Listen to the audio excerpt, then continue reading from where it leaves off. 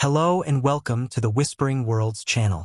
Prepare to dive into a story of heartbreak, betrayal, and redemption. In this emotionally gripping tale, a family is torn apart by a shocking secret that tests the limits of love and forgiveness. As the characters navigate the wreckage of their relationships, they must confront their pasts and find the strength to rebuild their futures. We're inviting you to share your thoughts and ideas to shape this compelling narrative. What twists would keep you on the edge of your seat? The summer sun bathed the Jones family home in golden light, casting long shadows over the backyard, where the celebration was in full swing. Laughter echoed through the air as relatives gathered around tables adorned with checkered cloths, platters of barbecue, and pitchers of iced lemonade. It was a special day, the 40th birthday of Roger Jones, a milestone that had drawn family and friends together for a cheerful reunion. Roger, a dependable and warm man with salt and pepper hair, stood at the grill, flipping burgers while his son, Ethan, darted through the crowd with a soccer ball, his 8-year-old energy uncontainable. Roger's wife, Claire, was at his side, helping to manage the event with her usual charm. She was a woman of striking beauty, her auburn hair catching the sunlight and her smile effortlessly captivating those around her. Roger's father, Harold, sat comfortably near the edge of the festivities. In his early 60s, Harold was still a commanding presence, tall and broad-shouldered, with a booming laugh that easily carried over the crowd. He was a widower of several years, known for his sharp wit and an aura of authority that drew others toward him. The celebration was lively, filled with toasts, shared memories, and clinking glasses. Harold was in high spirits, offering playful advice to Roger about the perils of middle age. Claire seemed particularly attentive to him, laughing at his jokes and occasionally lingering in conversation, though no one thought much of it at the time. As the evening wore on, guests began to trickle out, the backyard gradually quieting. Harold decided to stay back and help clean up, claiming it was the least he could do after such a wonderful gathering. Claire offered him a grateful smile, saying it would be nice to have an extra set of hands. Ethan was already fast asleep when Roger decided to call it a night, trusting Claire and Harold to finish up.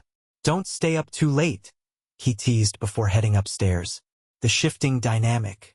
In the weeks that followed the party, Harold's visits to the house became more frequent. Initially, it seemed like a natural progression.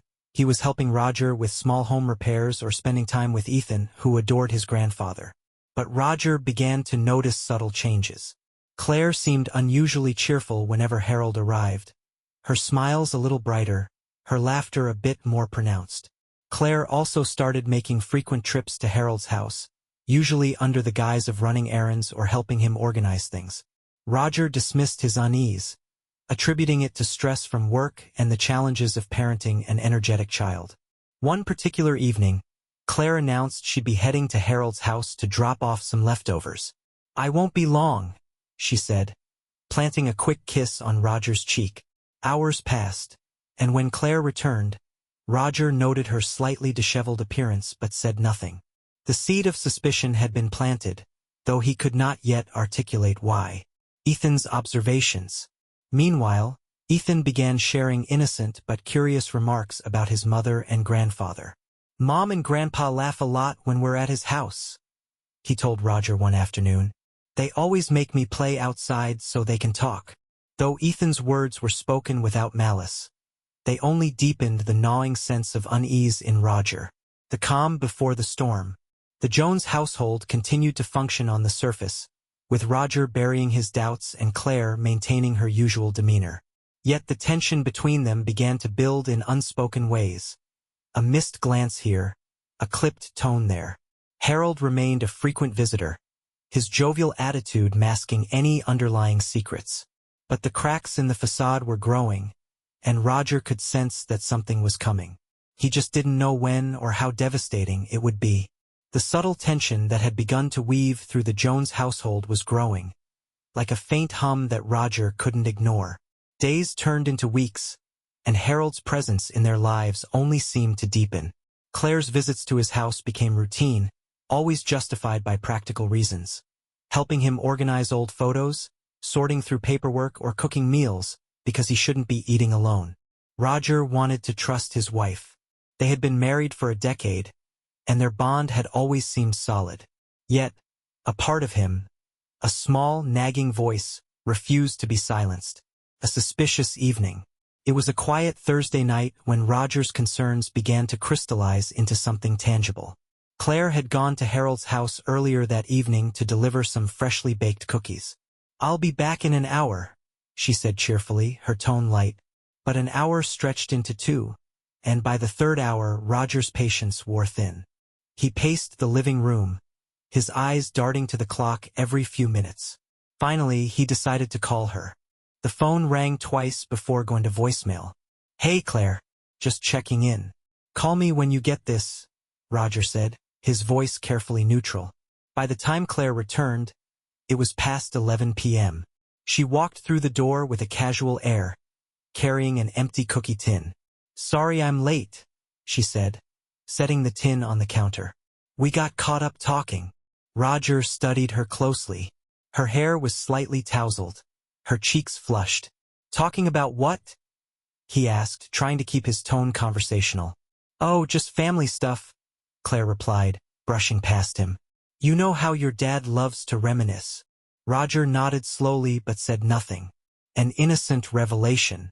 The next day, Ethan came bounding into the kitchen, his backpack slung over one shoulder. "Mom, are we going to Grandpa's house again today?" he asked brightly. Claire hesitated, glancing at Roger. "Not today, sweetie," she said with a tight smile. Ethan frowned. "But you said we were going. Grandpa said he has something special to show you." "What's so special?" Roger asked, his voice sharper than intended. Ethan shrugged. "I don't know. Mom and Grandpa always have secrets. They don't let me listen." The words hung in the air like a bomb waiting to detonate. Claire's face turned pale, her eyes darting nervously to Roger. "Ethan, why don't you go get your soccer ball?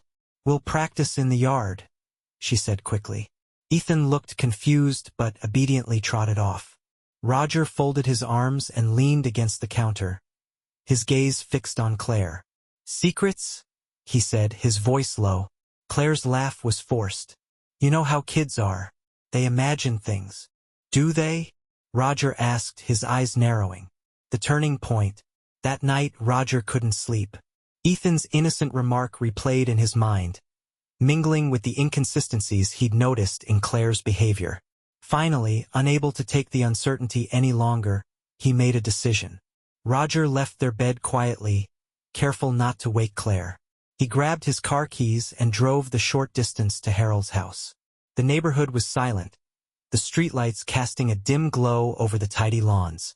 Harold's house stood dark except for a single light in the living room window. Roger parked a few houses down and approached on foot, his heart pounding in his chest. As he neared the window, he heard voices. "I told you we have to be more careful," Claire was saying, her tone hushed but urgent. "And I told you, there's nothing to worry about," Harold replied, his voice calm and confident. Roger froze, his mind racing. What was there to be careful about?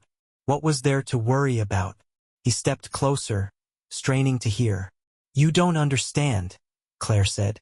"If Roger finds out." Roger couldn't listen any longer. Rage surged through him, and before he could stop himself, he banged on the front door. The voices inside went silent. The confrontation. Seconds later, Harold opened the door, his face a mixture of surprise and annoyance. "Roger? What are you doing here?" Roger pushed past him into the house. Claire stood in the living room, her face pale and her eyes wide. "What's going on?" Roger demanded, his voice trembling with fury. "Roger, you're overreacting," Claire began, but he cut her off. "Don't lie to me, Claire. I've been suspicious for weeks. And now I hear you both whispering about keeping secrets? What's going on?" Harold stepped forward, his tone placating. "Roger, calm down. You're misunderstanding." "Am I?" Roger snapped. He turned to Claire. "If there's nothing going on, then tell me. Right now." Claire opened her mouth to speak, but no words came out. The silence was deafening. The silence in Harold's living room stretched unbearably, thick with tension and the unspoken truth hanging precariously in the air. Roger's eyes darted between his wife and his father, searching for something, anything, that might explain what he had just overheard. Claire's face was pale, her lips trembling as though she wanted to speak but couldn't find the words. Harold, ever composed, stepped forward with a measured calm that only fanned the flames of Roger's growing fury. "Roger," Harold said, his tone low and soothing, "this isn't the time or place to jump to conclusions. Let's talk this through like adults." Roger's laugh was sharp and bitter. "Adults? You want to talk like adults, Harold? Then start by telling me why my wife is sneaking around and whispering about keeping secrets from me. What the hell is going on between you two?" Claire flinched at the venom in his voice, tears welling in her eyes. "It's not what you think. Don't you dare," Roger shouted, his voice echoing through the small house. He pointed a trembling finger at her. "Do not tell me it's not what I think.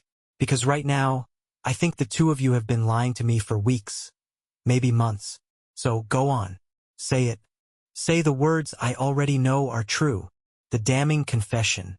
Claire's shoulders sagged, and a sob escaped her lips.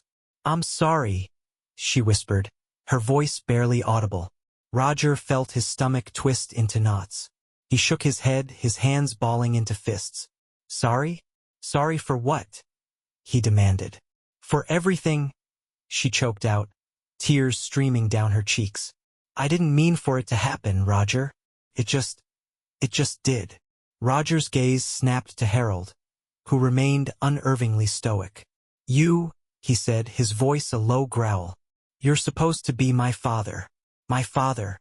How could you do this to me?" Harold held his ground, though a flicker of guilt passed over his face. "It was a mistake," he admitted.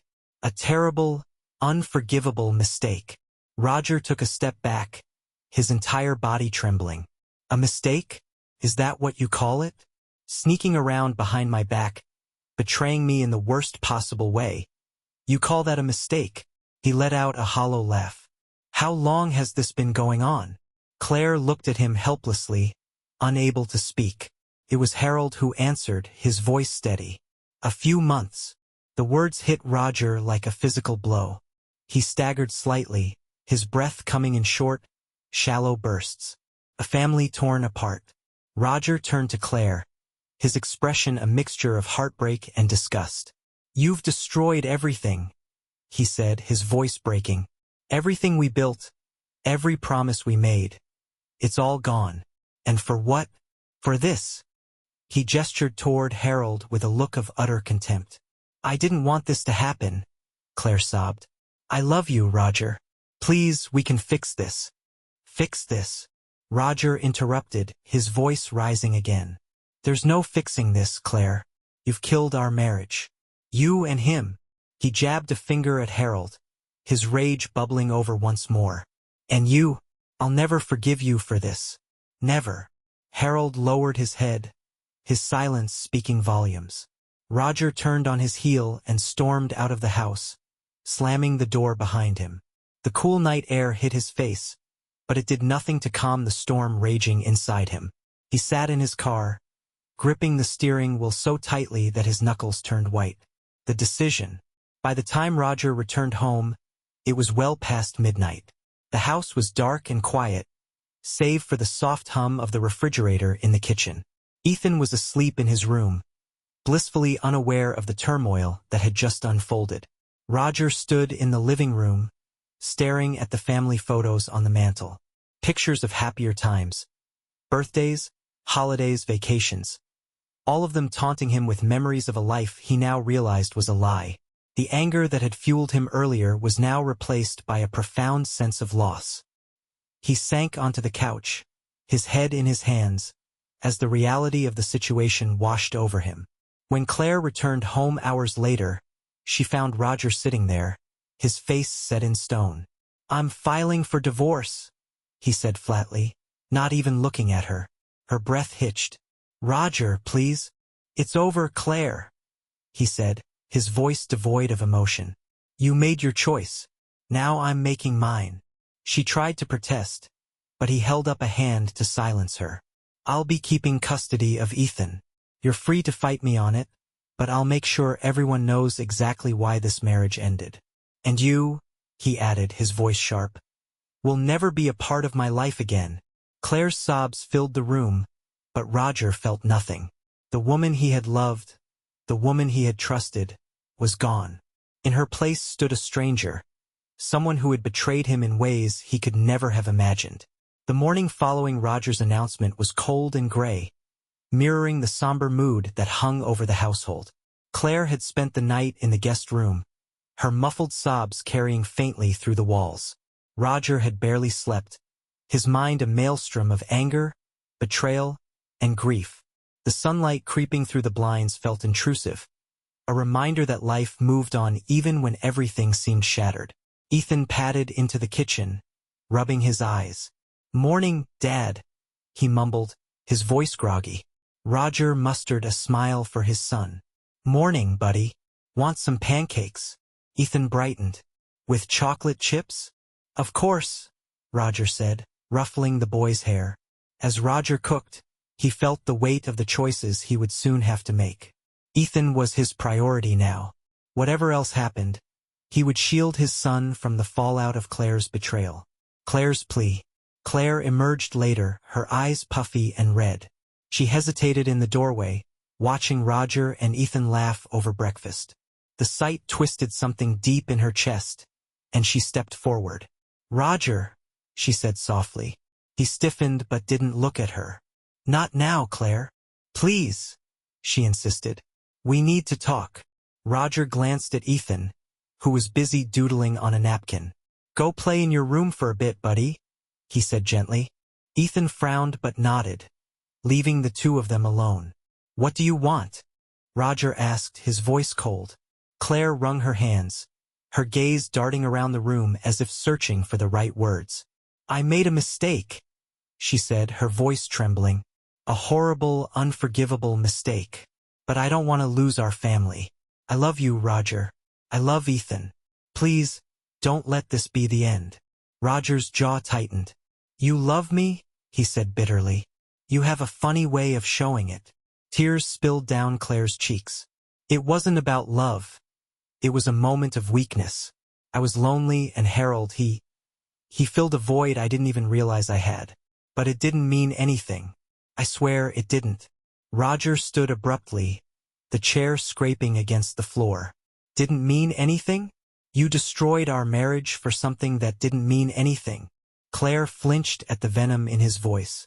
"I'll do anything to fix this," she pleaded. "Counseling, therapy, whatever it takes. Please, Roger." He stared at her for a long moment, his expression unreadable. Then he shook his head. "It's too late, Claire. Some things can't be undone." Breaking the news. That afternoon, Roger sat Ethan down in the living room. Claire hovered nearby, her face a mask of guilt and anguish. "Ethan," Roger began gently, "Mom and I need to tell you something." The boy looked up, his expression curious but wary. "What's wrong?" Roger hesitated, his heart breaking at the thought of shattering his son's world. "Mom and I are going to live apart," he said carefully. "It's not because of you. It's something between us. But no matter what happens, we both love you very much." Ethan's eyes filled with tears. "Why? I don't understand." "It's complicated," Claire said softly, her voice thick with emotion. "But we'll both still be here for you, sweetie." The boy turned to Roger, his lower lip trembling. "You're not leaving, are you, Dad?" "No, buddy," Roger said firmly. "You're staying with me." Ethan nodded slowly, though the confusion and sadness in his eyes were evident. Harold's departure. The following week, Harold packed up his belongings and left town. He had called Roger once, hoping for a conversation, but Roger hadn't answered. To Roger, Harold was no longer a father, only a man who had betrayed him in the most unforgivable way. Claire was left to pick up the pieces of her life alone. She moved into a small apartment across town, the cheerful warmth of their family home replaced by stark walls and an aching emptiness.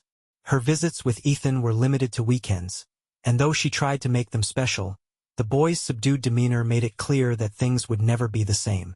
A new routine. Roger threw himself into building a new life for himself and Ethan. He adjusted his work schedule, ensuring he was always there to pick Ethan up from school or attend his soccer games. The boy remained quiet for weeks, but gradually, Roger began to see glimpses of his old, vibrant self. One evening, as they sat on the couch watching a movie, Ethan leaned against his father and said, "I'm glad we're still together, Dad." Roger wrapped an arm around him, his heart swelling with both pride and sadness. "Me too, buddy. Me too." Though the pain of betrayal lingered like a shadow, Roger found solace in the bond he shared with his son. Together, they would rebuild their lives one day at a time. The weeks that followed were marked by a sense of quiet determination.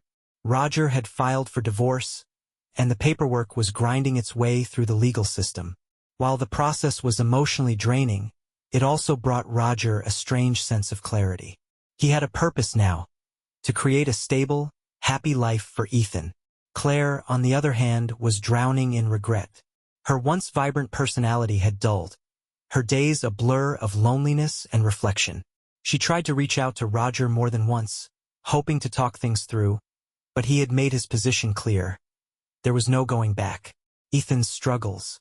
For Ethan, the transition was anything but smooth. Though he adapted quickly to the new routine, school, soccer practice, and evenings with his dad, there were moments when the weight of it all became too much. One evening, Roger found Ethan sitting on his bed, staring at a picture of the three of them, taken on a family vacation the previous summer. "I miss how things used to be," Ethan said quietly, his voice trembling. Roger sat beside him, placing a comforting hand on his shoulder. "I know, buddy. I miss it too. Why can't we just go back to that?" Ethan asked, his eyes pleading. Roger struggled to find the right words. "Sometimes, people make mistakes that change everything," he said gently. "But that doesn't mean we can't find a new kind of happy. It'll take time, but we'll get there." Ethan nodded, though his expression remained somber. Claire's attempts at reconciliation. Meanwhile, Claire tried desperately to rebuild her relationship with Ethan. During her weekends with him, she took him to parks, ice cream shops, and the zoo, but Ethan's responses were polite and distant. It was clear that the boy blamed her for the fracture in their family. One Saturday afternoon, as they walked along a trail in the local nature reserve, Claire finally broached the topic. "Ethan," she began hesitantly, "do you want to talk about what's been bothering you?" Ethan shrugged, kicking at a rock. "I don't know." Claire crouched down to his level, her heart aching at the sadness in his eyes. "I know you're angry with me," she said softly, "and you have every right to be. But I hope, one day, you'll understand that I never stopped loving you or your dad. I just made a terrible mistake." Ethan looked at her for a long moment before speaking. "Why did you do it, Mom?" he asked, his voice filled with a mix of confusion and hurt. Claire's breath caught in her throat. "I don't know," she admitted. "I wish I had a better answer for you. But what I do know is that I'll spend the rest of my life trying to make it up to you." Ethan didn't reply, but his eyes softened slightly. It wasn't forgiveness, but it was a start. Roger's new focus. As the months went by, Roger found himself rediscovering parts of himself he had forgotten during his marriage. He joined a local running club, reconnected with old friends, and even began taking evening classes in woodworking, something he'd always wanted to try but never found the time for. Ethan became his anchor, and their bond grew stronger with each passing day. They shared inside jokes, tackled homework together, and spent hours kicking a soccer ball around in the backyard. One evening, after a particularly good game, Ethan grinned at his dad. "You're getting better, Dad. Maybe you should join my team." Roger laughed, ruffling his son's hair. "I think I'll stick to being your #1 fan." For the first time in months, Roger felt a flicker of genuine happiness. A chance encounter. It was during one of Ethan's soccer practices that Roger met someone new. Her name was Emily, another parent who often cheered from the sidelines. She had a warm smile and an easy laugh, and they quickly struck up a friendship. "Which one's yours?" Emily asked one evening as they watched the kids scrimmage. "The one who just tripped over his own feet," Roger replied with a chuckle. Emily laughed. "That's mine in the pink headband. She's been bossing the whole team around since day one." Over the weeks, their conversations grew longer and more personal. Emily had gone through her own struggles, a divorce 2 years earlier, and their shared experiences created an unspoken bond. Roger wasn't sure if he was ready for anything more than friendship, but for the first time since his world had fallen apart, he felt a spark of hope for the future. Claire's reflection. Alone in her apartment, Claire reflected on the life she had lost. She spent hours poring over photo albums, tears streaming down her face as she relived memories of birthdays, holidays, and quiet evenings at home. Her attempts to reach out to Roger were met with polite indifference, and she began to accept that he had truly moved on. The realization was devastating but also clarifying. For the first time, she understood the full weight of her actions and the irreversible damage they had caused. A glimpse of healing. By the end of the year, life for Roger and Ethan had settled into a new normal. The pain of the past still lingered, but it no longer defined their days. Roger continued to see Emily at soccer practices, their friendship slowly blossoming into something more. Ethan, though still cautious around his mother, began to show small signs of reconciliation. During one of their visits, he hugged her tightly before leaving, a gesture that brought tears to Claire's eyes. It wasn't perfect, but it was progress. The chill of early winter had settled over the town, casting a frosty sheen on the windows and painting the mornings with a silver fog. Roger had come to appreciate these brisk days, finding solace in their quiet beauty. They mirrored his own journey, cold and hard at first, but gradually giving way to moments of clarity and peace. Ethan's soccer season had wrapped up, and with it, Roger's weekly interactions with Emily. Their friendship had blossomed over the months, and though they hadn't yet taken any steps beyond companionship, there was an undeniable warmth between them. One evening, after dropping Ethan off at a friend's house, Roger found himself dialing Emily's number. "Hi, Emily," he said when she answered. "I was wondering if you'd like to grab coffee sometime." Her response was immediate and cheerful. "I'd love that." For the first time in what felt like forever, Roger allowed himself to entertain the idea of a future that didn't revolve solely around the wreckage of his past. Ethan's healing. At school, Ethan had begun to thrive again. His teachers noted his renewed enthusiasm for class projects, and his laughter once again filled the house. Roger watched with pride as his son navigated the changes in their lives with a resilience that amazed him. Still, there were moments of vulnerability. One night, as they sat on the couch watching a superhero movie, Ethan turned to Roger and asked, "Do you think Mom's sad?" The question caught Roger off guard. "Why do you ask?" Ethan shrugged. "She seems sad when I see her. I think she misses us." Roger paused, choosing his words carefully. "I think she does, buddy. But people make choices, and sometimes those choices come with consequences. What matters is that she loves you, and she's trying to show you that." Ethan nodded thoughtfully, resting his head against Roger's shoulder. Claire's self-discovery. Across town, Claire was undergoing her own transformation. The stark solitude of her apartment forced her to confront the choices that had led her there. She started attending therapy, delving into the reasons behind her actions and the emptiness she had tried to fill.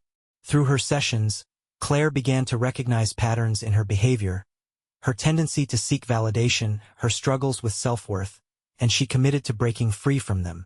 One evening, after a particularly emotional session, she wrote Roger a letter. It wasn't an attempt to win him back, but rather an acknowledgement of her mistakes and an expression of gratitude for the years they had shared. "I'm sorry for the pain I caused," she wrote. "I will always cherish the family we built, and I will spend the rest of my life striving to be a better person. For Ethan, and for myself." She mailed the letter, unsure if Roger would even read it, but feeling lighter for having written it. Coffee date. Roger and Emily's coffee date was simple but meaningful. They met at a cozy cafe downtown, the air filled with the rich aroma of espresso and the gentle hum of conversation. They talked about everything: parenting, work, their favorite books and movies. Emily shared stories about her own struggles, and Roger found himself opening up in ways he hadn't expected. "Do you think it's possible to truly move on from something like this?" he asked at one point, his voice tinged with doubt. Emily smiled gently. "I think moving on doesn't mean forgetting or erasing the past. It means learning from it and choosing to build something new." Her words resonated deeply with Roger. A holiday reunion. As Christmas approached, Roger decided to organize a small holiday gathering for Ethan. He invited a few close friends and neighbors, hoping to create a sense of warmth and community for his son. When Ethan asked if they could invite Claire, Roger hesitated. The wounds were still fresh, but he saw the hope in his son's eyes. "Okay," Roger said finally, "but just for you, buddy." On Christmas Eve, Claire arrived at the house bearing a tin of homemade cookies. She looked nervous but grateful to be included. Roger greeted her with a polite nod, and though their interaction was brief, it was devoid of animosity. Ethan beamed as he introduced his parents to his friends, and for a few hours, the house was filled with laughter and light. As Claire left that evening, she turned to Roger and said, "Thank you for letting me be a part of this." Roger's response was simple but sincere. "Ethan wanted you here.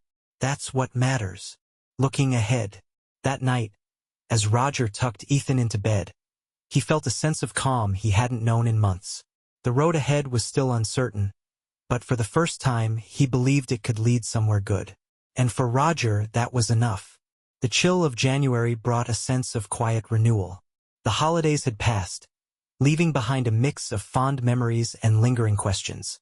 For Roger and Ethan, the new year marked a chance to continue their healing journey and strengthen the foundation of their new life together. Roger had started spending more time with Emily, though he approached their budding relationship with caution. He wasn't ready to fully open his heart again, but Emily's patience and understanding made her a comforting presence. She never pressured him, instead offering companionship that felt easy and unburdened. One Saturday afternoon, as they sipped tea on Emily's porch, she smiled at him warmly. "You know, you don't have to rush anything. Sometimes, just being here and letting things unfold naturally is enough." Roger nodded, grateful for her words. For the first time, he allowed himself to hope that maybe, just maybe, he could rebuild something meaningful. Ethan's milestone. Ethan, too, had begun to show signs of true resilience. His grades had improved, and his teachers remarked on his growing confidence. He was thriving in soccer, excitedly practicing drills in the backyard and talking endlessly about strategies he had learned. One day after school, Ethan approached Roger with a wide grin. "Dad, guess what? I'm going to be team captain this season." Roger's heart swelled with pride. "That's amazing, buddy. I'm so proud of you." Ethan's smile faltered for a moment. "Do you think Mom will come to the games?" Roger paused, considering his answer carefully. "That's up to you," he said finally. "If you want her there, I'm sure she'd love to come." Ethan nodded, his expression thoughtful. "I think I do." Claire's efforts. Across town, Claire continued her journey of self-discovery. Therapy had become a cornerstone of her week, helping her confront her insecurities and take responsibility for her actions. She had also begun volunteering at a local community center, finding purpose in helping others. Her weekends with Ethan remained bittersweet. He was polite and affectionate, but there was still a distance between them. She understood it would take time, and she was determined to be patient. One Saturday, as they walked through a park, Ethan spoke up unexpectedly. "Mom, are you happy?" Claire blinked, startled by the question. "I think I'm learning how to be," she admitted. "Why do you ask?" Ethan shrugged. "I just want you to be okay."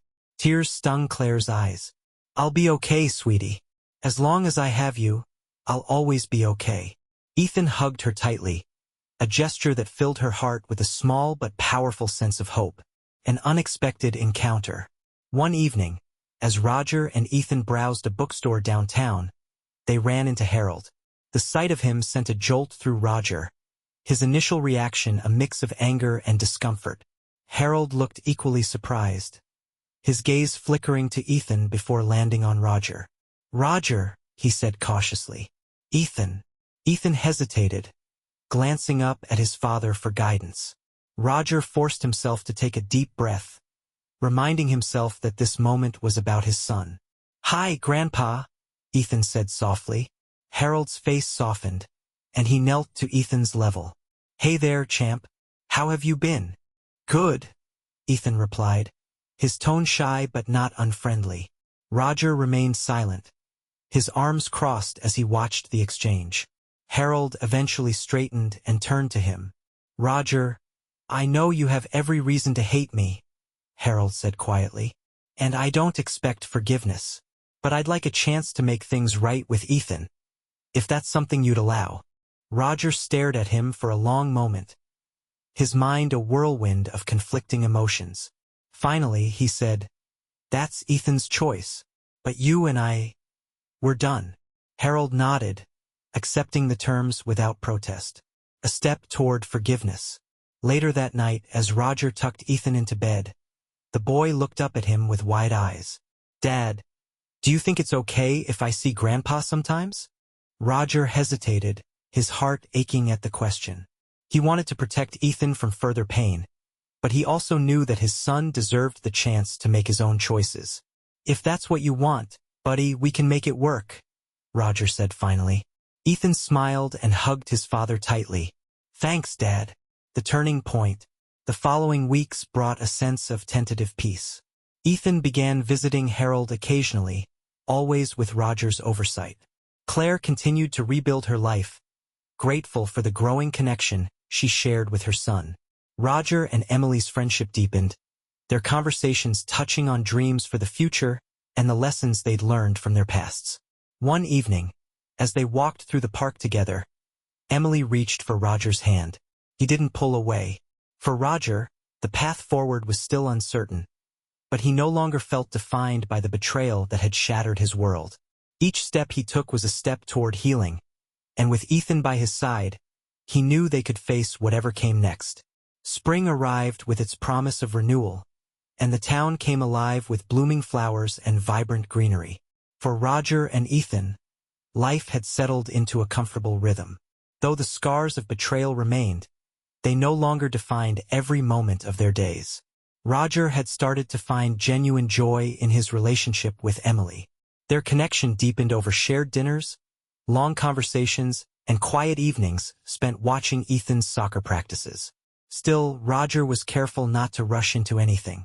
His priority remained Ethan's happiness and ensuring any decisions he made would support their future. Ethan, meanwhile, had begun visiting Harold regularly. The boy's natural curiosity and forgiving nature allowed him to rebuild a bond with his grandfather, even if Roger remained distant. Harold respected the boundaries Roger had set, never pushing for more than what was offered. An unexpected invitation.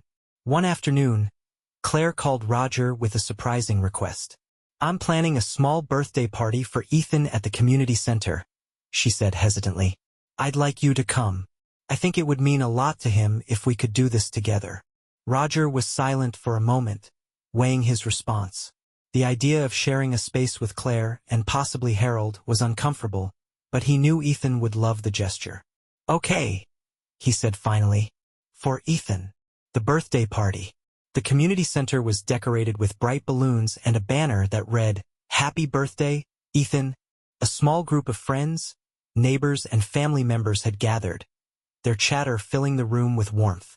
Ethan was beaming, thrilled to have everyone he loved in one place. Roger arrived with Emily, who offered a reassuring squeeze of his hand as they stepped inside. Claire greeted them with a tentative smile, her gratitude evident. Harold was there as well, standing quietly in the corner. Throughout the party, Roger remained cordial but distant with Claire and Harold. His focus was on Ethan, who bounced from one activity to the next with boundless energy. At one point, Claire approached Roger while Ethan was opening presents. "Thank you for coming," she said softly. Roger nodded, his expression neutral. "This is about Ethan." "I know," Claire said. She hesitated before adding, "I hope one day, things can be easier between us. For his sake." Roger didn't respond immediately.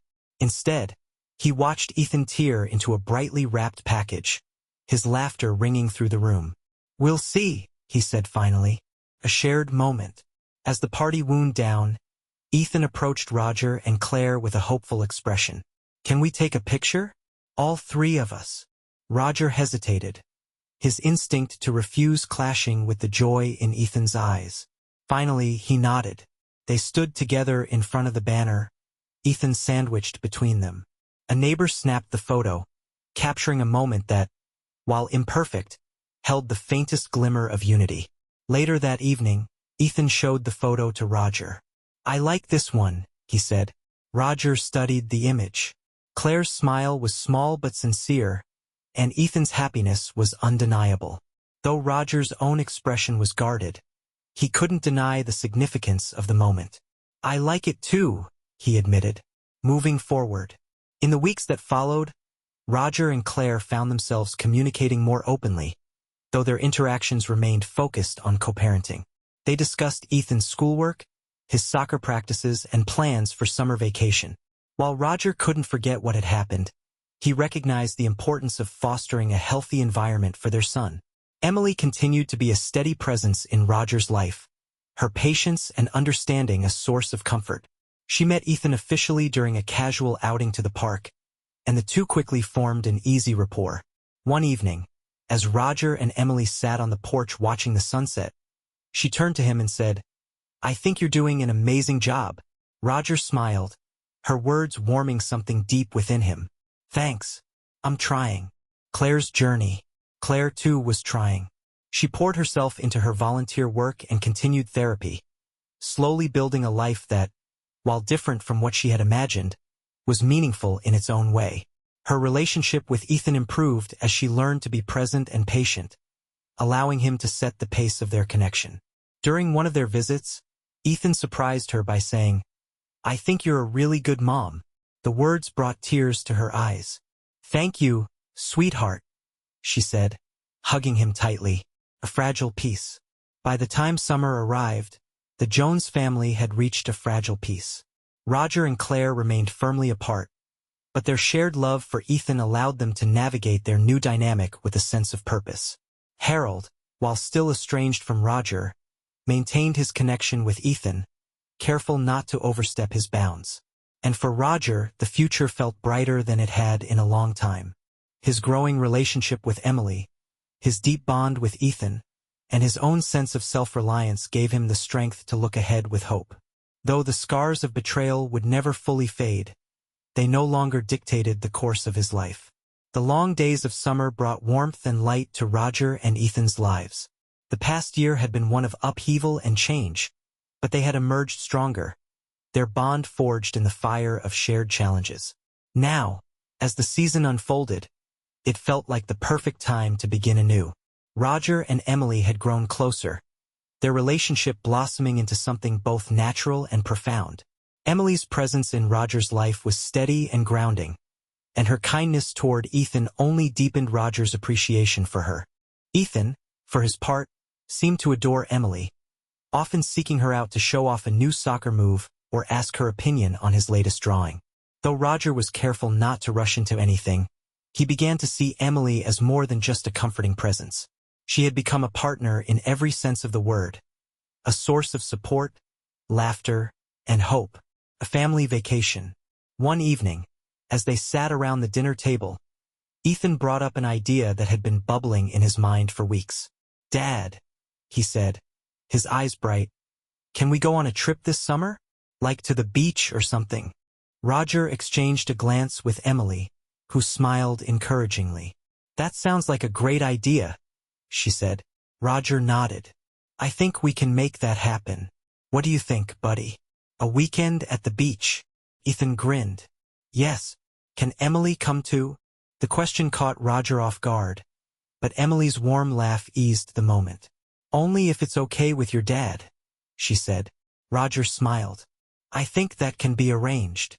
The trip to the beach was a milestone for all of them. It was Ethan's first vacation since the separation, and his excitement was contagious. They spent hours building sandcastles, playing in the waves, and eating ice cream on the boardwalk. One evening, as the sun dipped below the horizon, Ethan turned to Emily and said, You make Dad happy. Emily's eyes softened, and she ruffled his hair. You make him pretty happy too. Roger watched the exchange from a distance, a sense of peace settling over him. For the first time in a long while, he felt whole. Claire's realization. Meanwhile, Claire continued to work on herself. She had found fulfillment in her volunteer work and had even taken up painting, a hobby she had always wanted to explore but never pursued. Her relationship with Ethan had grown stronger, though she remained careful not to overstep. She knew she could never undo the pain she had caused, but she hoped to be a consistent and loving presence in her son's life. One afternoon, as they sat on the porch of her apartment, Ethan showed her a photo from the beach trip. We had so much fun, he said. Emily's really nice. Claire studied the photo, a bittersweet smile on her lips. She seems great, she said honestly. Ethan nodded. Dad's happy. I think he really likes her. The words stung, but they also brought Claire a sense of closure. She had lost Roger, but knowing he had found someone who made him happy allowed her to let go of lingering regrets. A day in the park. As summer wound down, Roger and Emily organized a picnic in the park. They invited a small group of friends, neighbors, and even Claire at Ethan's request. The day was filled with laughter and easy conversation. Roger and Emily played soccer with Ethan, while Claire chatted with neighbors. Even Harold made a brief appearance, though he kept his distance from Roger, respecting the boundaries that had been set. At one point, as Roger sat under a tree watching Ethan play, Claire approached him. "Thank you for inviting me," she said softly. Roger nodded. "Ethan wanted you here, and honestly, it's good for him to see us all getting along." Claire hesitated before speaking again. "I'm glad you found someone like Emily. She seems wonderful." "She is," Roger said simply. Claire smiled faintly. "You deserve to be happy, Roger. I mean that." Roger met her gaze, and for the first time he felt no anger, only a quiet acceptance. "Thank you," he said, looking ahead. As the sun began to set, the group gathered to watch Ethan and his friends chase fireflies across the field. Roger stood beside Emily, her hand in his, while Claire sat nearby, a content smile on her face. The moment wasn't perfect, but it was enough. They had all found their own paths forward, separate yet intertwined through their shared love for Ethan. For Roger, the journey had been painful and uncertain, but it had led him to a place of peace and hope. The future was still unwritten, but he was ready to embrace it, with Ethan, with Emily, and with the resilience he had discovered within himself. Dear listeners, please share your thoughts in the comments section below, and don't forget to like, share, and subscribe to the channel.